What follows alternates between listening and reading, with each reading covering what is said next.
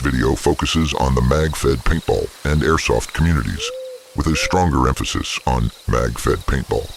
The creator views Magfed paintball as a sport and produces atmospheric, military-inspired content purely for artistic and entertainment purposes.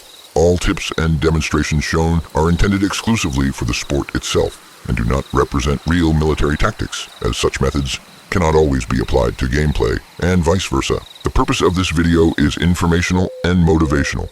It aims to encourage players, especially those on a limited budget, not to refrain from using flashlights or digital night vision devices, particularly for safety reasons during night events. In addition, this video demonstrates ways to hold your own against players with advanced night gear or to tactically outmaneuver them, always within a sporting and fair context.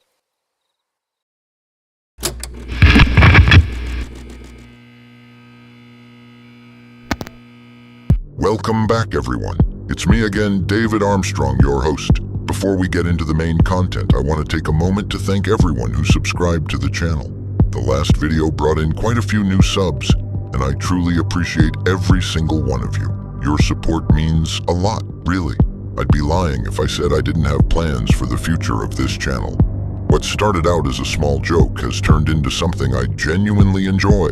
Now that I've got more time, I'll be posting more content, all focused on military-themed gameplay and tactical simulations. In the last video, you witnessed 2 cheaters in action. 2 confirmed hits, both ignored. They kept firing back like nothing happened. My squad and I pulled back to HQ. No point wasting tactical brainpower on an enemy with a broken honor system. But just so you know, everything I said in that last video checks out. I did move west, I did sweep the area, and yeah, I saw them before they started cheating, taking a leak. Out of respect, I turned my camera away. I could have opened fire right there, but since I'm not a complete jerk, I let them finish their tactical relief operation. Not like that other YouTuber who thought it was smart to shoot a guy while he was peeing in the dark. Real classy move. From a British airsoft player, no less. Me? I could have lit those 2 up 1,000 times over, and they'd still pretend they're invincible. How bad can you be at Magfed paintball? Anyway, enough about the cheaters. Let's get to what you actually came here for. This time, we're dedicating ourselves to night vision and thermal imaging devices for Magfed paintball and airsoft. I want to emphasize up front that I will split my recommendations according to different target groups. I'm fairly confident and convinced that after a careful review of my statements, you will agree with me. We'll start with night vision devices. From my point of view, there are several target groups that should be clearly distinguished. Magfed paintball or airsoft players, hunters, civilians, for example hikers or outdoor enthusiasts. These groups can be further divided into 2 subcategories. On the one hand, those who place high value on video or photo recordings at night, and on the other hand, people for whom such recordings are irrelevant. You've already noticed, I didn't mention soldiers or security forces. That's a completely different topic because those target groups have very different requirements than, say, paintball or airsoft players who operate at distances between about 60 and 100 meters. The devices I present here could of course also be used by hunters shooting at ranges up to around 200 meters, but that's not the focus of this video. Since this video focuses on airsoft and Magfed paintball, I will limit all statements exclusively to these 2 sports. Before we dive in, we need to address a topic that repeatedly causes uncertainty among many players, namely the use of digital night vision devices that rely on infrared light IR. The main reason for the skepticism is that the IR illuminator, the invisible infrared light, is visible to players using analog night vision devices. You can imagine it like someone walking through the dark with a flashlight. To the human eye, the light remains invisible, but someone with an analog device sees it clearly as a bright dot or cone of light. Now the most important point everyone needs to understand. For Magfed paintball, everything only becomes relevant at about 60 meters. Don't nail me to the exact meter. Before that, almost nothing happens because you can't reliably hit the other person. Beyond roughly 60 meters, players can see each other, but the visibility advantage is irrelevant. hit probability equals very low. From 60 meters, the game becomes tactically relevant. Both players can see each other. Both can shoot at each other. Here it's not the device that decides, but tactics, cover, and reaction. For airsoft, this boundary is correspondingly higher, at about 100 meters. Anything beyond that is play. Shots don't count. So, in short, digital night vision device equals you see what matters. Analog device equals expensive, minimal advantage at this distance. That means if you use a digital night vision device with an IR illuminator, you are theoretically visible from greater distance to opponents with analog equipment. In practice, that usually doesn't play a decisive role, because we are talking about typical engagement or shooting distances of 60 to 100 meters. Even if someone with an analog device could identify you from a greater distance, they first have to close the distance to get within effective range. Furthermore, they must keep you in their field of view, which in uneven or wooded terrain is anything but easy.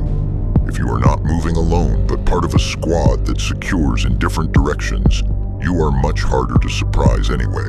That's why I stick to my statement from the last video. For a team, it is more efficient if everyone uses digital night vision technology, rather than some players going completely unequipped or excluding themselves from the night event altogether. And honestly, anyone using FSR ammunition knows this hobby isn't cheap anyway. So if you're willing to invest in precision, you shouldn't scrimp on night vision gear.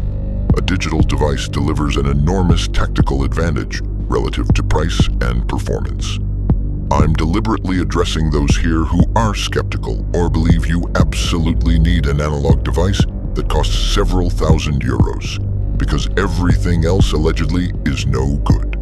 That mindset often causes many people to buy nothing at all, and then either stay in the base or stumble blindly through the dark.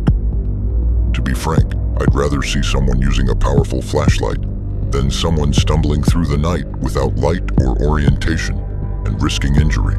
And I say that regardless of whether that person stands right next to me while I use my digital night vision device. Tactical use, IR, and stealth. I understand the reasons of players who speak out against using IR. You don't want to be seen, or there are situations where you simply don't want a wild firefight in the woods. Although for me, that's a lot of fun at night in Magfed Paintball. We assume you know how to move in the dark and have chosen your route accordingly, so you're not standing out in the open next to a wind turbine with a light sensor. Wink, wink. In that case, you can proceed as follows. You switch your IR off. That's it. Very simple. That's why, in my opinion, the best combination, if you have both devices, is a thermal imager as well as a digital night vision device. Completely sufficient. Of course, it's up to you whether you want to spend the money and buy an analog device for this sport. Now, if you turn your IR illuminator off and instead switch to a thermal imager, you're basically back in stealth mode. Thermal imagers operate passively, meaning they don't emit light. They merely detect the thermal radiation of objects, people, and the environment. As a result, you are not visible to other night vision users, whether digital or analog. Of course, the same applies here. If your opponent is also using a thermal imager, the game is even again. You both see each other, only this time via your heat signatures. At that point, no technical tricks help anymore. Only classic tactics. Use cover, change position, deceive the opponent, and reappear from another angle. I'll tell you how to do it. Just run. Leave your opponent's horizon, make a wide flank, and come at them from a completely different direction, or just shoot back.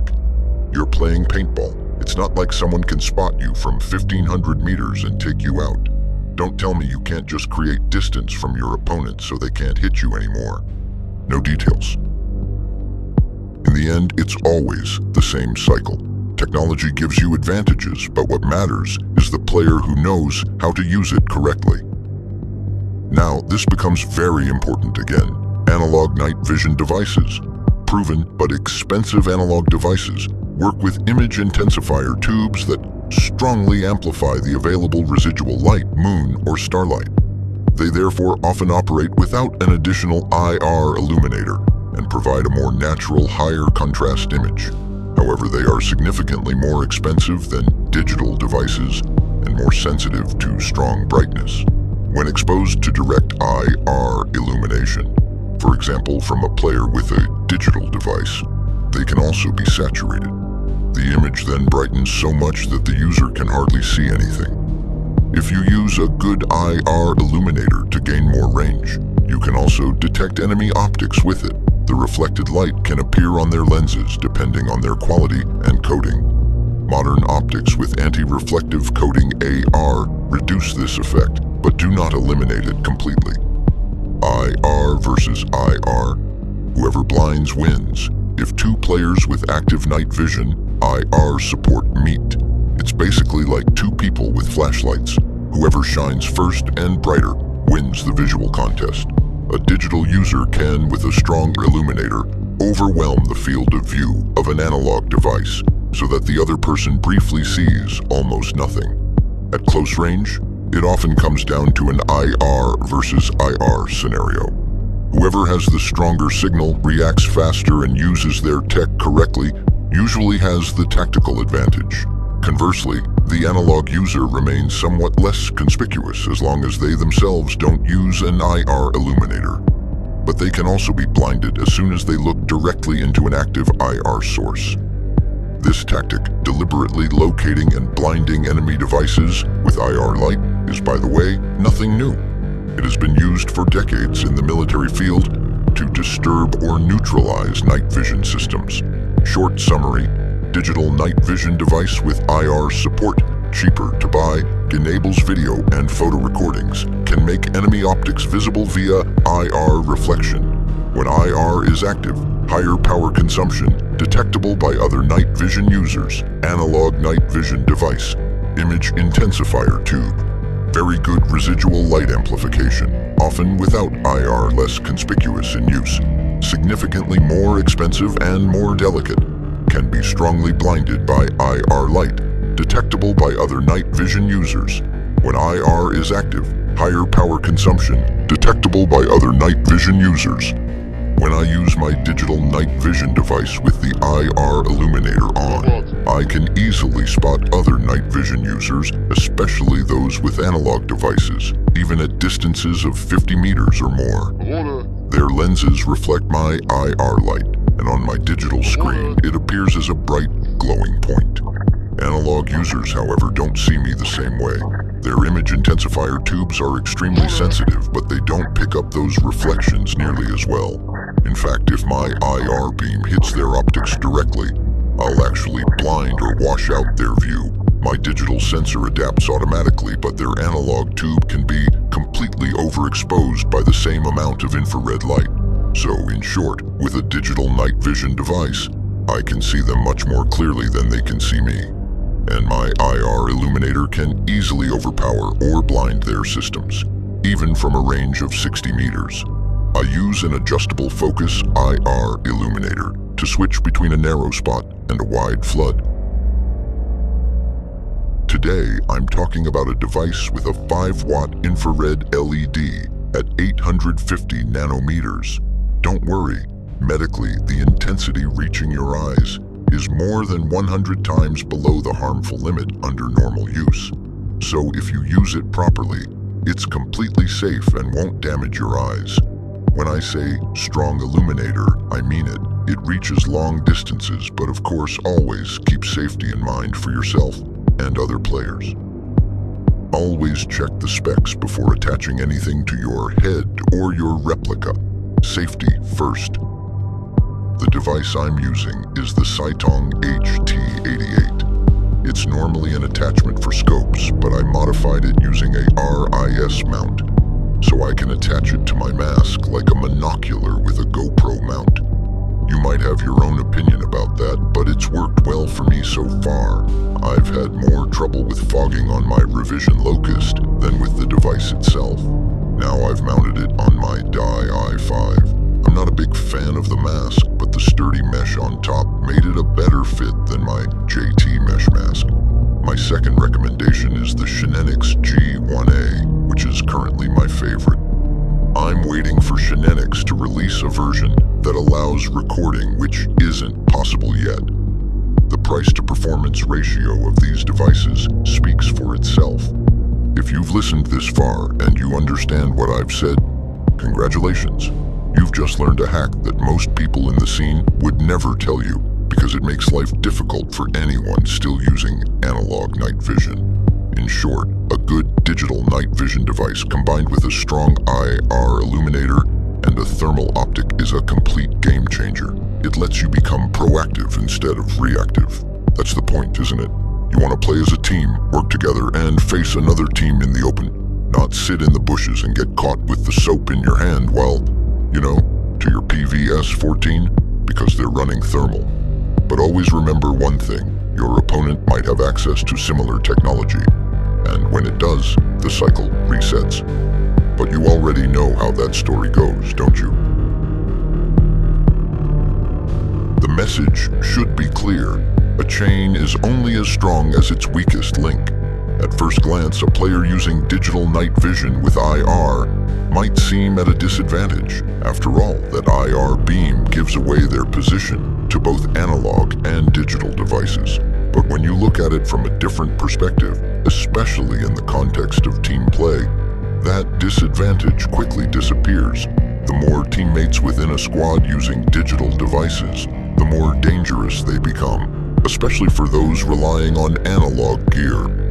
Sure, from a distance, it might look a bit like the Coca-Cola Christmas truck rolling through the woods, but if you understand what's happening, you'll see the tactical potential behind it. A digital NVG allows you to spot players from the edge of the so-called kill zone, blind opponents by adjusting your IR focus, or simply overrun them together with your team. So, stay sharp, stay creative, and make the most of what you've got. Because in the end, it's not about what you use, but how you fight with it. Peace.